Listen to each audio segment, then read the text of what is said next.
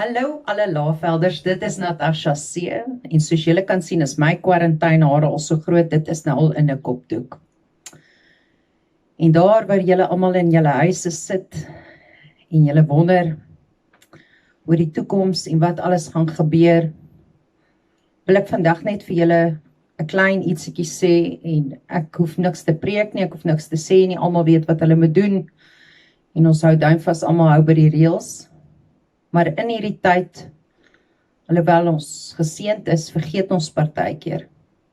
En wil ek jou net vandag sommer vinnig herinner, dat daar iemand is, wat vir jou gesterf het aan 'n kruis. Dis Goeie Vrydag vandag, die Paasnaweek is hier. En hoe geseënd is ons eintlik, dat hierdie verskriklike ding wat met ons gebeur het, en ons almal teruggejaag het na ons huise toe en ons families toe, in hierdie Paastyd gebeur het. Net wanneer ons dink dat dit regtig net te erg is en ons nie meer dinge kan hanteer nie, kom die belofte van hoop en goedheid en dinge wat mooi is wat op ons wag. Ons het nie al die antwoorde nie en ek dink ook nie ons moet al die antwoorde hê nie. Maar 'n boodskap is daar wel, 'n boodskap van hoop, 'n boodskap van liefde, 'n boodskap dat God ons beloof het hy ons nooit niks sal stuur wat ons nie kan hanteer nie. Al dink jy kan nie, het hy beloof jy kan. En ek sing graag vir julle hierdie volgende lied.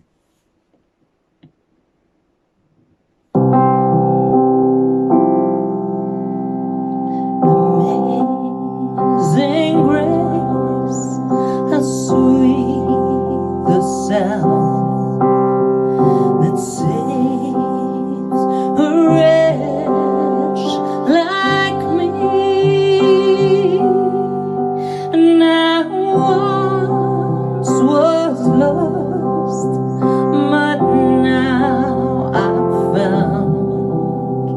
Was blind, but now I see. 'Twas grace that taught our hearts to fear, and grace my fears relieved. How precious did that grace appear, the hour I first believed. Genade onbeschrijfelijk groot, het u aan mij bewijs. Verloren ziel weglukken, weer in die vaderhuis.